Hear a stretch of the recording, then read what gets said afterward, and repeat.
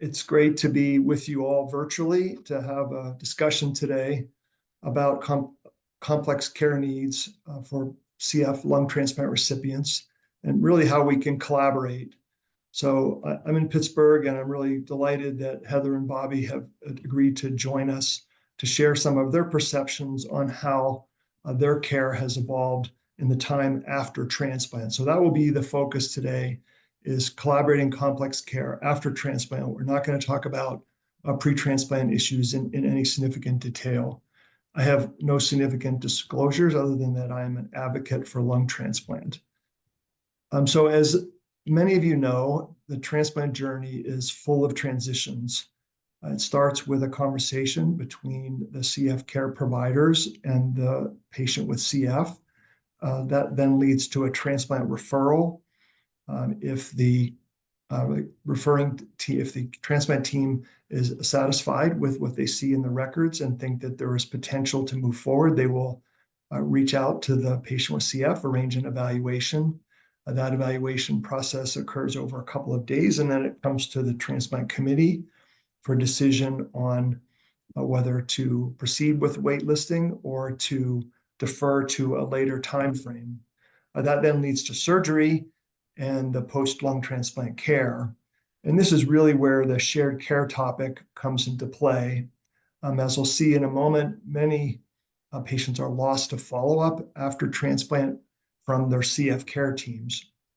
So why did we create this effort or initiative in shared care to try and provide some guidance to the community of patients and providers? Firstly, we know that long-term survival is suboptimal. Median survival after lung transplant for CF is about 10 years, with a very broad range from very short, several weeks in people who have lots of complications to more than 30 years for people who do well. And clearly that is our goal, is to get more and more people past 30 years of transplant survival. We know the major causes of mortality after transplant are lung transplant rejection, so-called chronic rejection or CLAD, infection, malignancy, complications of renal disease. And so while many of these are related to the transplant, some of them aren't. Malignancy and renal disease are two examples of things that are not specifically transplant complications. They are certainly related to immunosuppression. We also know there's gaps in post-transplant care. In the one registry analysis for the period from 1986 to 2017, almost 20% of the 2,500 individuals with CF who had transplants were lost to follow-up. And then we know that engagement of CF transplant recipients with CF programs varies widely, from never to very regularly. And then perhaps most importantly, we know some lung transplant recipients die from manageable complications. And one example of that is cancer, where we know that if cancers are not detected early after they develop in transplant recipients, they're oftentimes fatal. So if we look at the number of lung transplants for CF by year, as shown in this graph, on the Y or left axis is the number, and on the X-axis is the year. We see that after Trikafta became available in 2019, there was a dramatic reduction in the number of individuals with CF receiving transplants. That's in blue for first-time transplants, but also notice the number in yellow, which is the number of second transplants or retransplants. And we see that as a relative proportion, that number has gone up significantly, simply because there are fewer first-time transplants. But having said that, there are a large number of CF transplant recipients who require longitudinal care. And this data registry slide that was shared by Chris Beres and Aaron Tallarico and the team at the CF Foundation looks at the number of individuals with CF after their first transplant, the number of years. And so what you see is that there's a very large number of individuals who are between 4 and 15 or so years after transplant, and then a smaller proportion, but a significant number who are more than 15 to 20 years, and some more than 30 years after transplant. We want to do what we can to make sure that the people at all phases of their transplant journey are getting appropriate care both for their transplant and for their potential CF complications. And it's not just an issue for lung transplant. These are the numbers of kidney or liver transplants done in the United States from 2014 to 2023 for individuals with CF. These are smaller numbers than the lung cohort, but it is a significant number of people who've had these organ transplants. I will say that the majority of the kidney transplants are in people who initially had a lung transplant and then later required a kidney transplant, whereas many of the liver transplants are people who had a liver-only transplant. So then let's look at the CF Center follow-up in the registry of lung transplant recipients by year of transplant. If you look in the green bar, which is really the crux of the issue, the green bar is the number of lung transplant recipients who were not seen in their care center team in 2023, and we call those lost to follow-up. The light blue bar shows the number of people who were seen on that particular year, and that number is significant, but we really would like it to be the entirety of people who have already received a transplant and are alive. We want them to be seen for their CF care needs. We know that care after lung transplant is complex and typically requires subspecialist care. So if we're honest about it, and I think we need to be, it's burdensome care. It's complex and it requires lots of time investment and sacrifice by people with CF who've had transplants and their providers to make sure that we do this right. So diabetes is a common complication. We see high prevalence of osteoporosis. Sinusitis remains after transplant. We see, in some ways, a higher percentage of GI issues with gastroparesis and reflux disease. We see underlying CF liver disease persists after transplant. Kidney or renal disease is a complication of immunosuppression and requires a really thoughtful care. We have challenges with financial issues in our healthcare system that provides sometimes very poor insurance coverage. Mental health challenges remain throughout the continuum of life. Malnutrition and obesity, issues around reproductive health, cancer, as I mentioned earlier, particularly skin and colon, and then transplant infections. So this is a fairly comprehensive list of things that are relatively common in lung transplant and liver transplant and kidney transplant recipients, and things that we want to make sure we have coordinated care for. One way of looking at this is who are the three pillars? Who are the three key participants in this process? Well, obviously the lung transplant recipient is front and center, and we want the recipient to have as much ownership and really co-produce care with their care providers.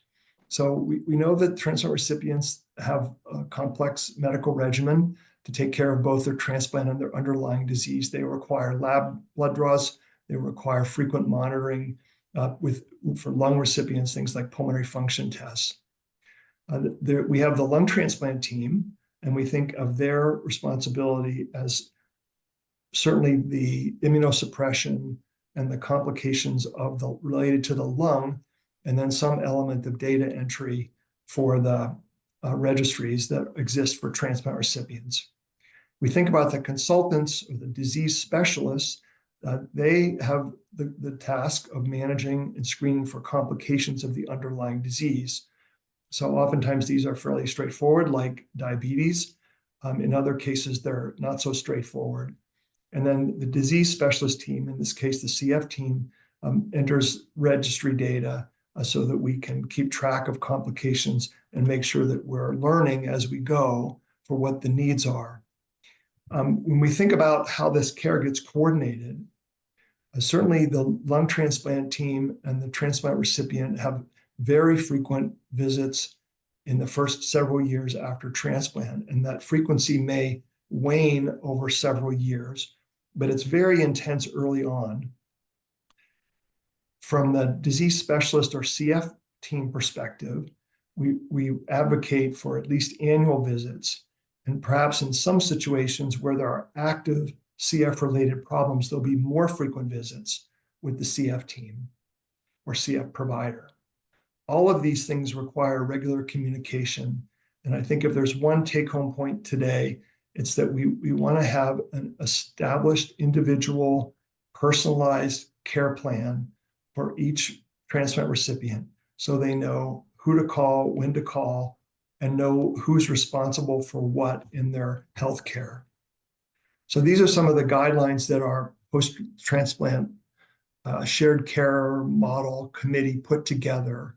And we're going to propose 2 models, but regardless of which of the models that patients choose to utilize, the transplant team is responsible for all aspects of pulmonary care, and they manage the immunosuppressive drugs indefinitely.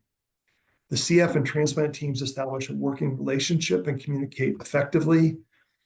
We advocate for one physician or provider to serve as the lead coordinator in post-transplant care management, help ensure subspecialty referrals. And as I mentioned, visit frequency evolves over time, and we really suggested that we use telehealth judiciously. We know that care is burdensome and requires a lot of intensive interventions. So we want to make that easy with telehealth where we don't compromise care. We know that, as I mentioned, the transplant team early has the heavy lift of adjusting medications and making sure people are avoiding a lot of those early complications after transplant. And at that point, the CF needs may be secondary, may require less attention. We know that for many recipients who are doing well, quarterly CF visits, as has been the standard for people with CF before transplant, is often unnecessary because those quarterly visits were driven largely by their lung disease, which had a lot of variability over time, whereas things like bone disease, cancer screening, those are require less frequent attention. They just need to get done on some sort of a regular basis and at minimum once a year. So these are the 2 care models that our committee put together. And we're going to go through these in detail. But there's one model that's a shared model, which is between 2 teams, a transplant program and a CF program. And then the second model is a model in which the transplant team basically manages and coordinates on all care. So we'll go through these in a little more detail so it becomes clear. So in this first model, we envision fully integrated shared care between the transplant center and a CF center. And typically, that CF center is the care center that referred the individual for transplant. Now, we know that people are mobile, they move around the country, and so sometimes they may be referred for transplant from one center, but then relocate to another area, and would really like to see them get plugged into their CF center so that they can get the CF care needs that they have. So the notion here is that after the transplant team completes the transplant, the transplant program provides care for all the transplant and pulmonary-related issues. That's their wheelhouse and their domain. The CF program provides care for all non-pulmonary CF-related issues, things like bone disease, nutrition, diabetes management in some cases if they don't have an endocrinologist, the kinds of things that we think about as non-pulmonary CF-related problems. So what are some of the considerations?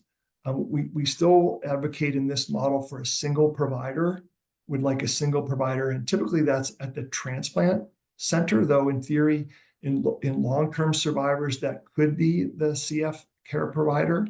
We want effective communication between the CF and transplant teams.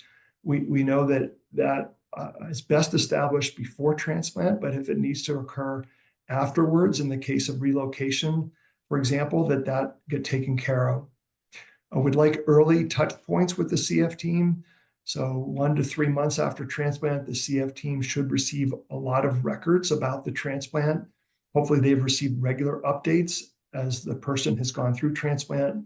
The update would require a lot of information about the current problems, complications, and key care elements that require longitudinal follow-up.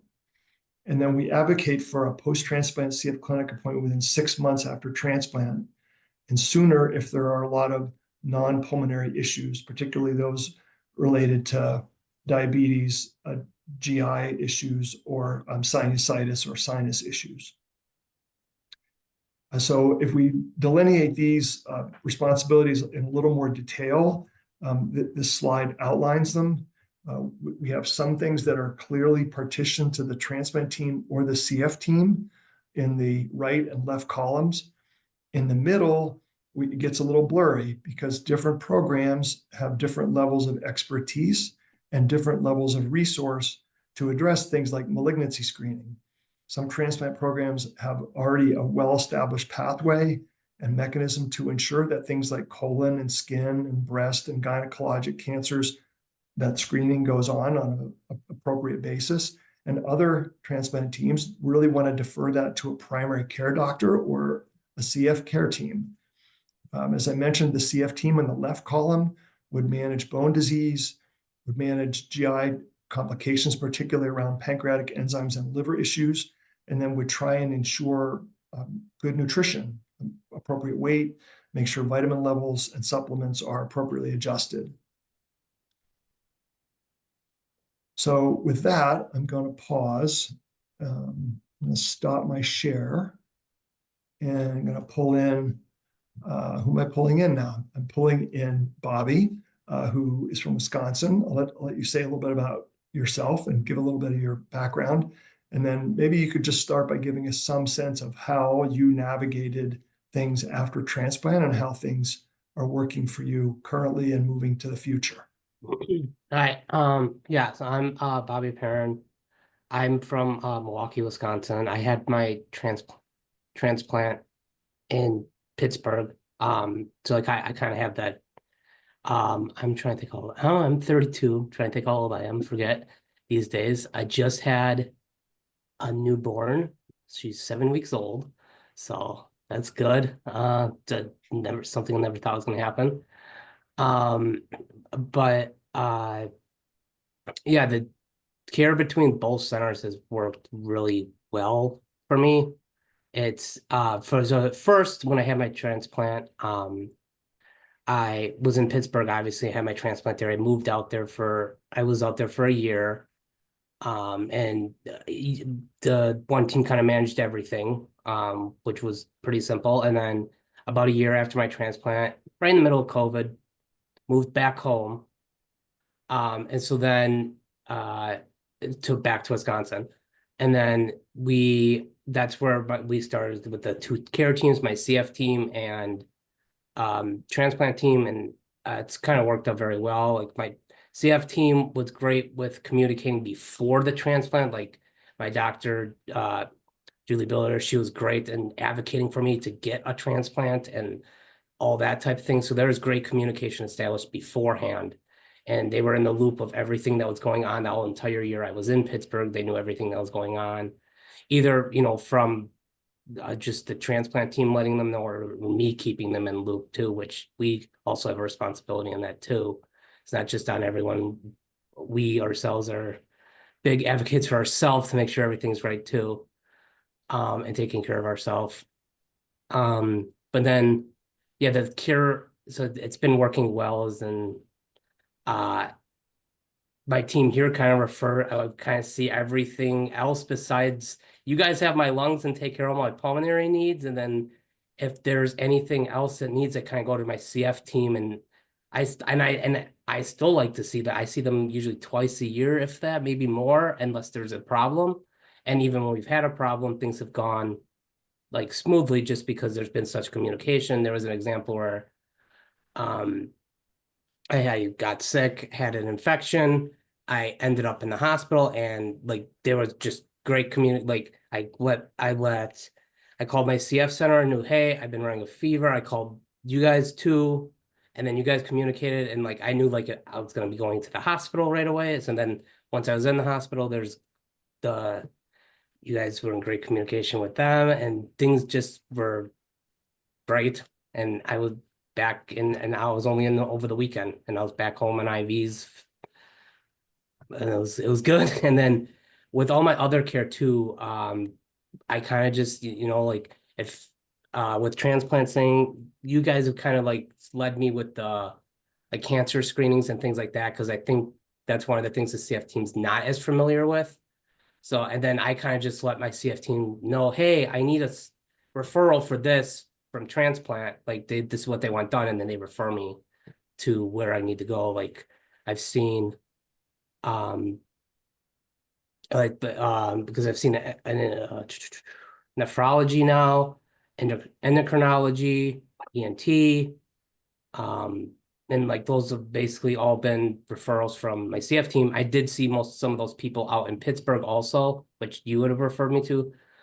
But yeah, it's been the communication's been great, and I think that's what makes the model work so well. And also, the like you as the patient, you kind of have to know what's going on too. You can't just let things fall through the cracks. You have to make sure you're on top of your stuff, which I think as being a CF patient, you're already doing that, which I feel like that's one thing that I thought was kind of easy after the transplant was I feel like you almost do less stuff, but more appointments, but that's easier to do, I feel like. So yeah, things have been going great. I'm 5 years out and things have been going good.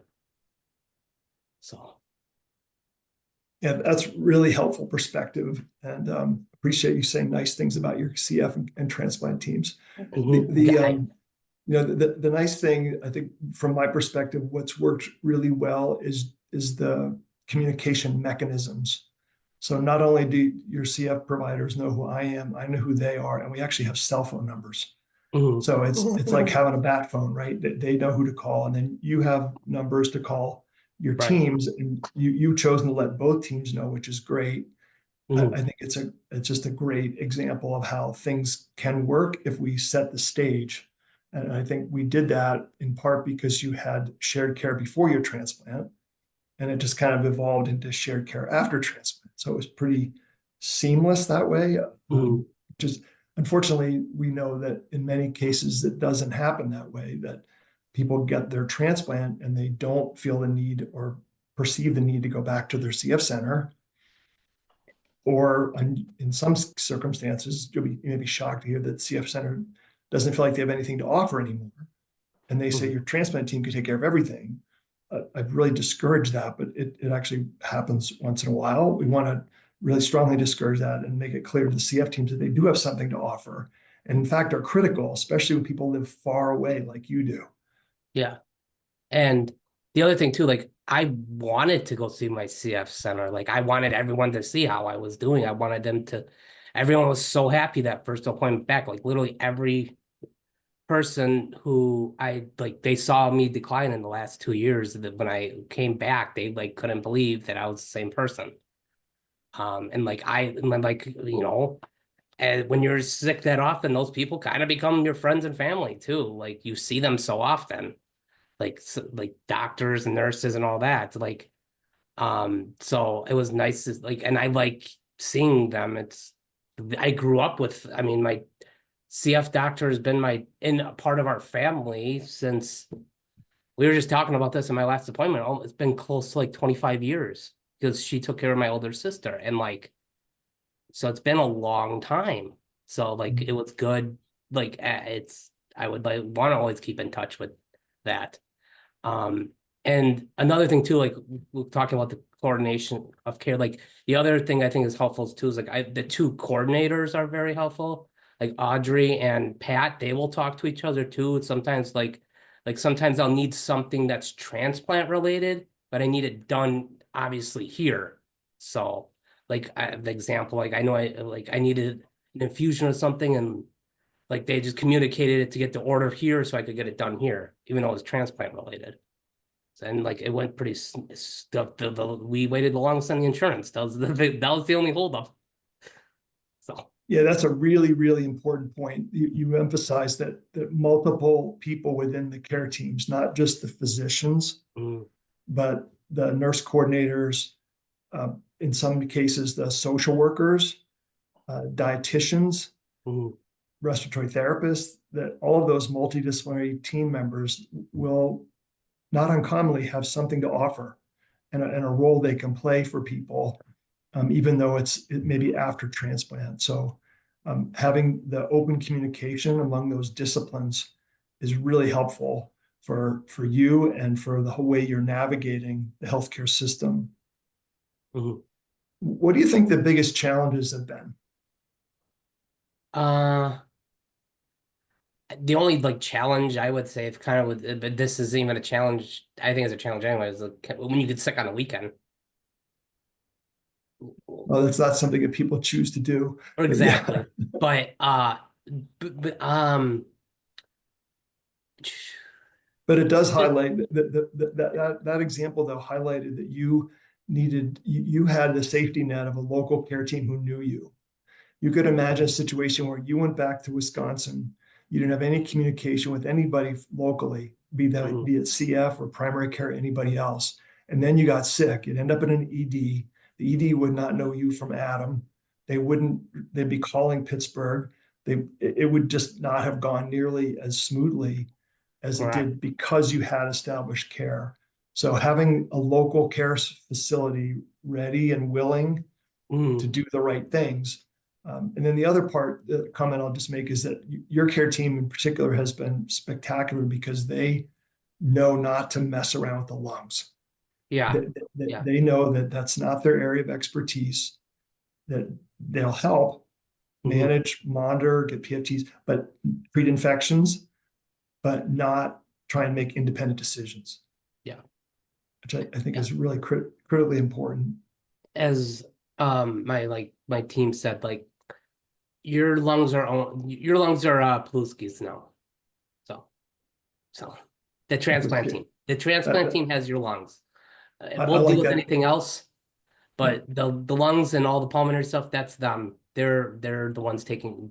We're deferring to them. So perfect.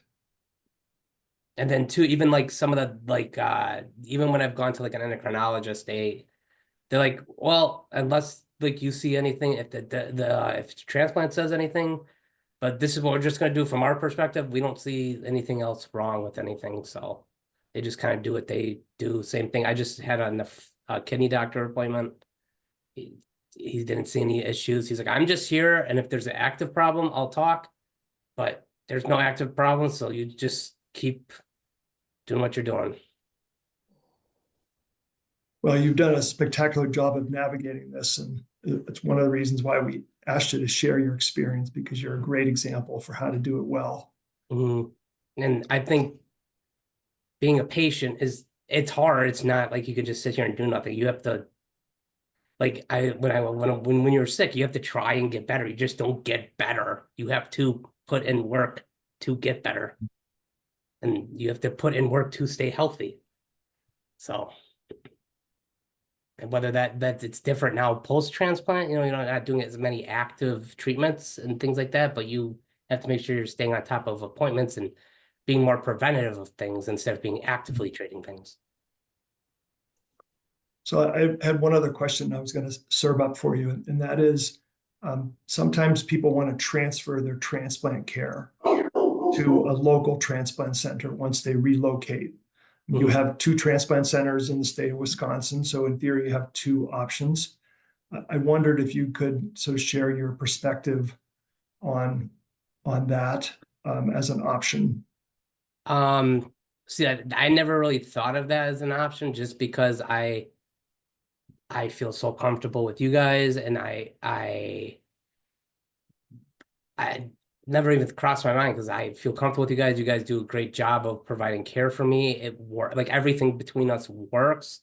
Who knows if they would, start changing meds with the way they think. And I'm very like, just like, status quo things, and things are working and they're great here. And you guys saved my life, let's be honest. Like, I'm not gonna go someplace else, be like, all right, thanks for saving me, bye.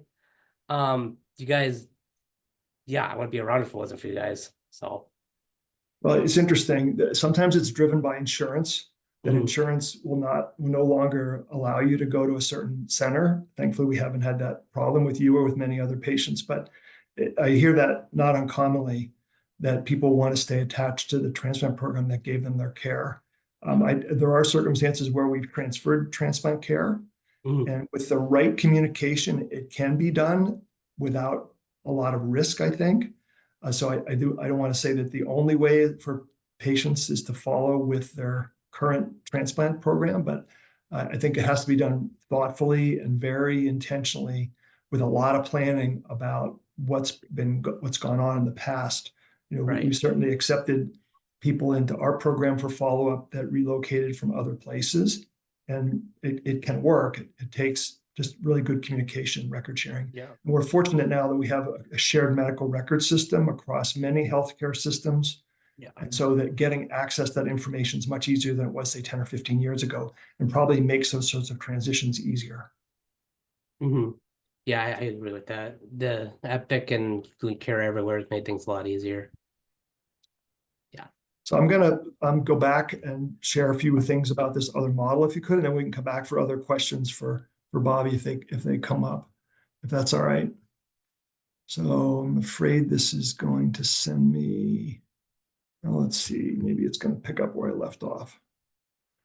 Okay. So the second model is a model in which one team, essentially a transplant and CF team, are at the same institution, and that team coordinates all aspects of CF care. So the common example here is a person who's followed at a CF center that also serves as a transplant center. That CF program refers the person with CF from the CF program to the transplant center. They get their transplant, and then the transplant program provides care for all their issues, engaging subspecialty and primary care providers as needed. So the expectations in this model are that all components are in one center, that the physician care for the CF lung transplant recipient has expertise in both lung transplant and CF, and has access to a multidisciplinary CF care team. As with the first model, a single physician or provider is identified to coordinate the care, and physician and multidisciplinary team members are competent in addressing all aspects of routine post-transplant and CF-related care. So the factors that go into choosing one of these two models are really worth thinking about. An important one is the approach at the transplant center. In some transplant centers, there's a longitudinal provider approach where every lung transplant recipient has one assigned physician. In other transplant programs, it's a group practice. And in that group practice, the person who's received the transplant could be seen on any given visit by any one of a number of different lung transplant providers. In virtually every case, not all of those providers have the same level of expertise in cystic fibrosis. So in some ways, a group practice makes it more challenging to have a single center model, unless the person on the lung transplant team who's expert in CF is keeping their eye on things and serving more as a longitudinal provider, even though it's a group practice.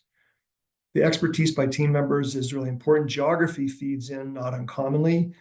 It's really hard to have single institution consolidated care in one place if you live in different states, because you have to have somebody locally who's available to help in times of crisis. And so that's really important. We preach that to all of our transplant recipients. There are sometimes insurance and financial resources that feed in. The healthcare options for close to where the person lives have to be considered and thought of. Patient preference and physician preference both feed in. And then the access to subspecialists with CF expertise can contribute to how one decides on which of those care models work better. And then social support. So with that, I'm going to pause, go back to this. Let me just go back real quickly to this model 2 again. So, as I said, this model is one center one program. And this is the model that our second panelist, Heather Hunter, has been engaged in. So I'm going to pause and maybe let Heather make a few comments about her journey and how she's navigated the system, having one institution do the care. Hi, my name is Heather Hunter. I just turned 41. I am 8 years post double lung transplant and 2.5 years post kidney transplant. I really enjoy having one care team. I'm about 45 minutes from the Pittsburgh area, so I do have my own preference to drive to Pittsburgh for blood work, to see my specialist, to see the other people that I need to see as well. I kind of live in a small town and I'm just too complicated for them around here. So I choose to come to Pittsburgh. I like UPMC because everything is in one place. So even if it's a new doctor that I am seeing, all I have to do is look at previous in the Epic and see what's going on. So I enjoy having everything together. I've been seeing Dr. Pilewski since I left adult clinic way back when. So it's been a long time, and that's who I trust with my care. We waited 3.5 years to find lungs to begin with. So I really don't see myself changing to any place else. Could you comment, Heather, about the other care providers that you have and how that's worked? You mentioned that it was fairly easy, but could you say a little more about that, about how you found those providers, what things could have been done differently to help you navigate that complex care system where you have different specialists? Sure. So I do see, I see my endocrinologist. I do have the ENT. Luckily, he's only yearly. I have my women's doctors. I have everything. Everything was kind of just nice. I did reach out to my coordinator for a couple of things for recommendations on who they would go to. Especially with the dermatologist, I wanted somebody that specialized in transplant patients and knows what type of how susceptible we are to cancer. So I wanted to make sure that I was seeing the appropriate people who were recommended for transplant, who have experience in transplant, and also work within my transplant team, and that everything's connected.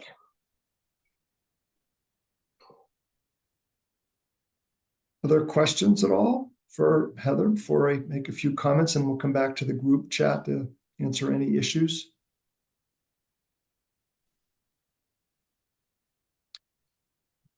Okay, I like the way Heather made it clarified for us that it can be simpler in one center, and that you have fortune when you live close to a place that does both. It's far from the majority situation. I think the vast majority of people are coming from a distance from a transplant center. There are probably 70 transplant centers in the US, but there certainly are not one in every city.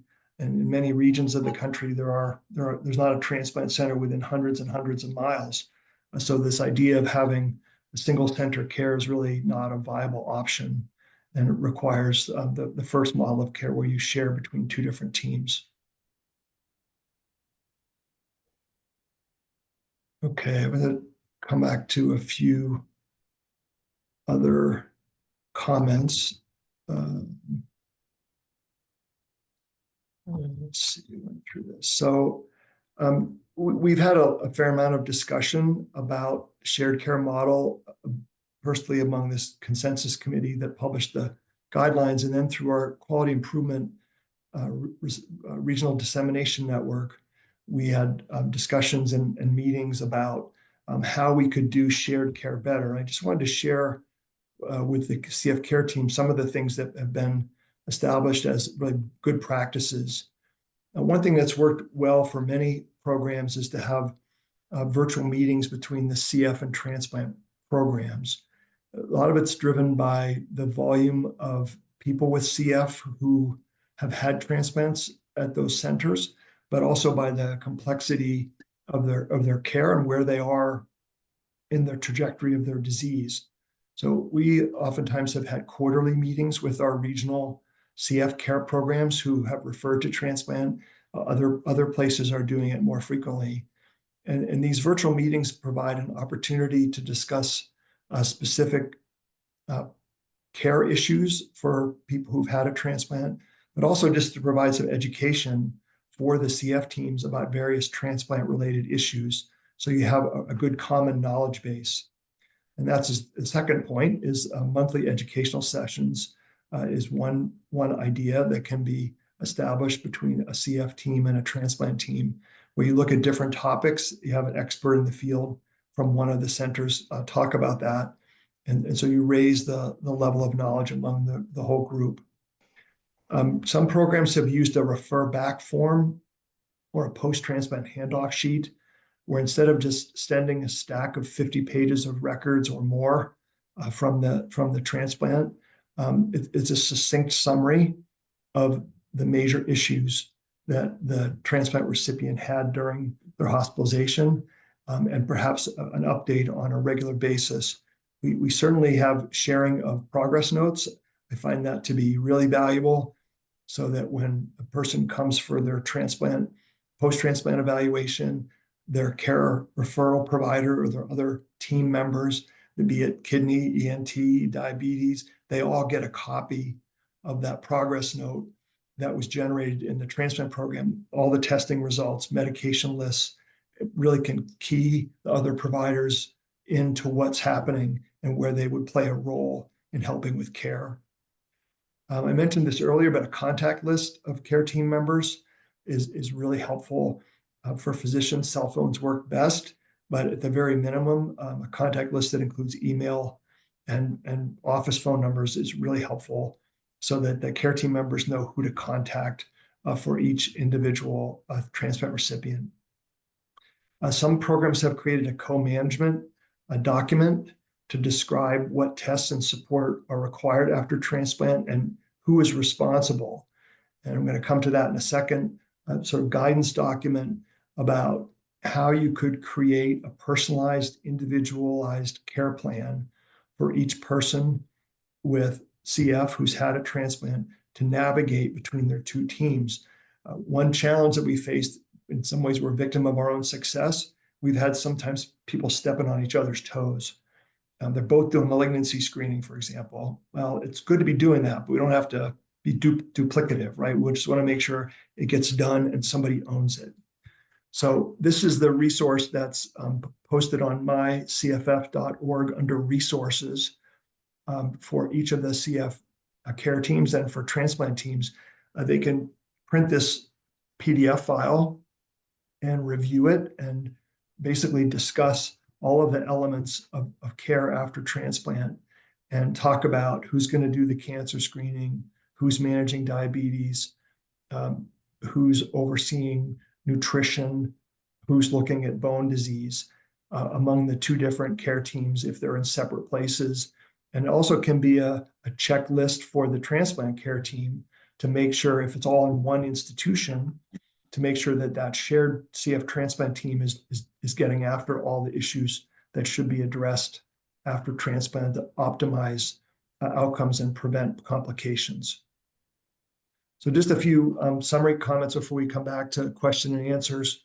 For optimal care for people with CF who've had transplants is complicated, because we have comorbidities that require attention, and we're not doing our job well as providers if we don't see that those comorbidities get addressed.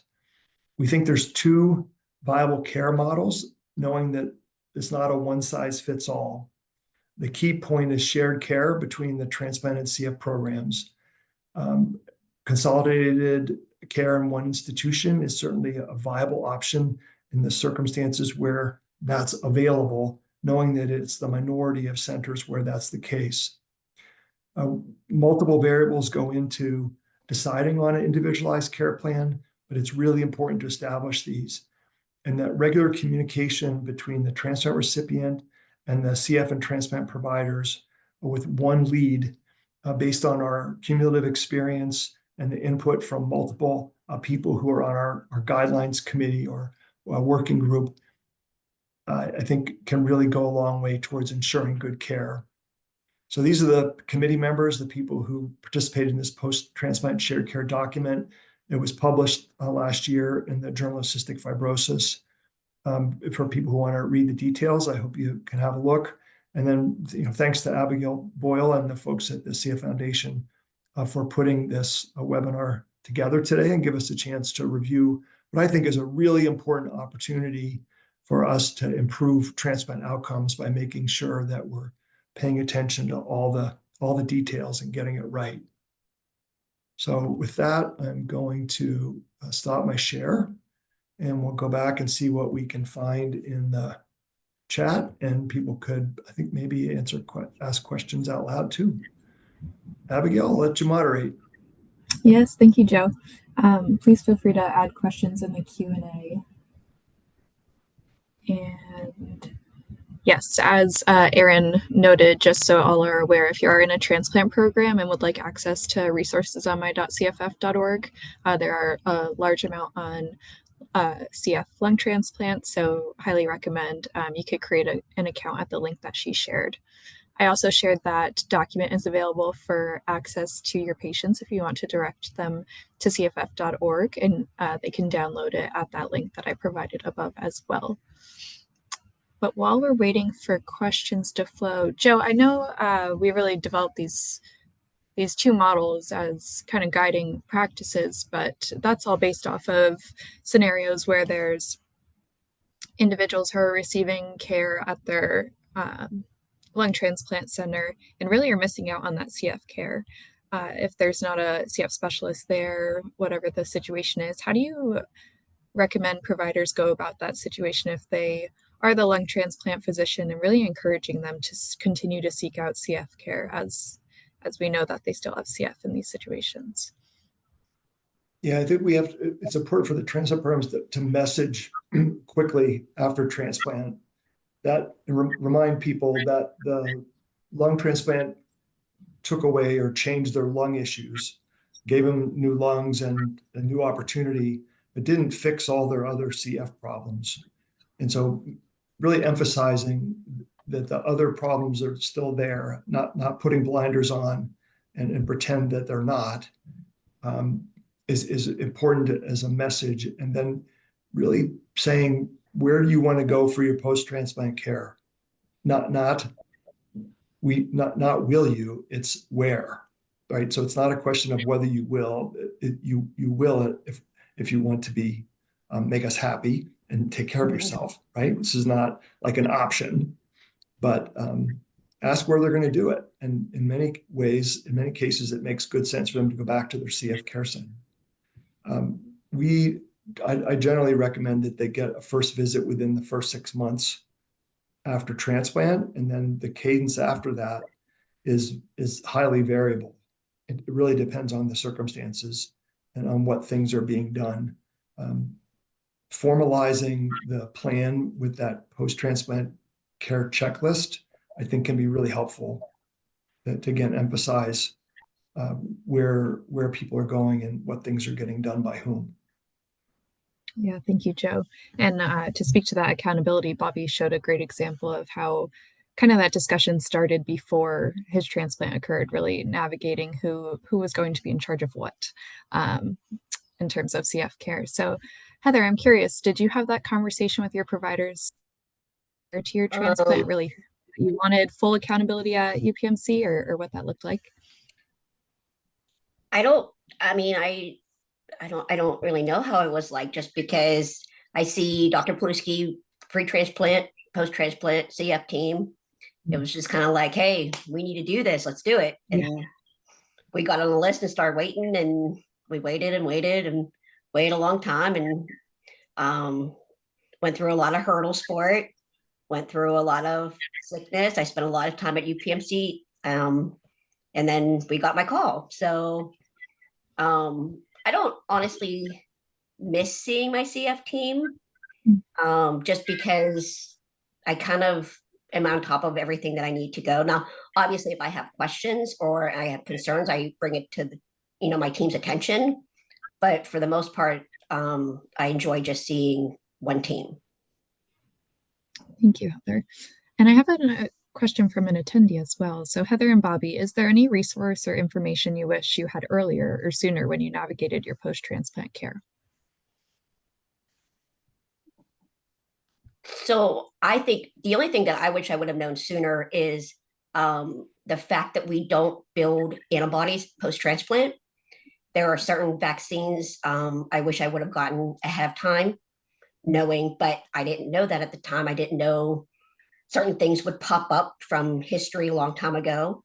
I wasn't quite aware of things like that. So I would have liked to have constantly, I would have liked to have fixed that beforehand, but I took care of it now. We're managing. It's still manageable. So I think that was my biggest thing is like we don't build antibodies. So thinking ahead would have been a little bit better for me. But I mean, it's manageable. No, that's a great Yeah, point. and Thank you. to that point, Heather, I think it's really important to remember, for people to remember that vaccine recommendations change over time, and what we learn about vaccines changes over time. I think 5 years ago, we were not in tune to some of the less commonly administered vaccines. For people who are adults, we just assume they got them, right? It's common practice now, they get them in childhood.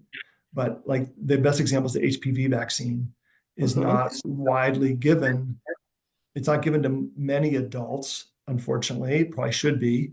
It's given to all kids now, I think, teenagers, preemptively. But if you're of a certain age, you missed your opportunity. Yes. And the transplant programs have unfortunately learned the hard way that we should have pushed hard for HPV before transplant, and owning the issue, we didn't. So we frankly missed an opportunity there. And I think, but that's a really good point, that as practices change, it needs to get executed and recognized really early, and let the patients know in advance what things they can be doing to prevent later complications. So it's a really good point. Yeah, thank you. Thank you both. And in the last 2 minutes we have here, Bobby, are there any resources or information you wish you had earlier while navigating your post-transplant care? Not really that I can think of. I was kind of happened so fast, and the only thing that I didn't know how much like some of the drugs like really affect your kidneys and things like that. If we're being completely honest, I love potatoes, and I did not know I was not gonna be able to eat potatoes as much. If we want to be completely honest, that was a big change to my diet because I was a meat and potato guy, and I literally have potatoes probably with like almost every meal, and I can't do that anymore. But that was one thing I didn't know. Because I remember right after my transplant, I kept eating when I was in the hospital. I always ate mashed potatoes. Like that was just one of my favorite things in the hospital. And after my transplant, I was eating mashed potatoes, and they're like, "Why is your potassium so high?" I was like, "They're like, what do you?" I was like, "Oh, I ate mashed potatoes for lunch and dinner." They're like, "Oh, you shouldn't be doing that." But no, that's important to you and important to your post-transplant care. Yeah, that was I guess that was like one of the funnier things. Like I didn't realize how much like I'd be watching my diet would change in regards to like kidney stuff, like that type of thing. Yeah. Thank you, Bobby. Mm-hmm. Joe, I'll have you wrap up. No, thanks. Appreciate Bobby's advice there. It's challenging to give education before transplant, and dietary changes probably should be part of that. I think that we have some people who just love raw fish, and that's generally a no-no.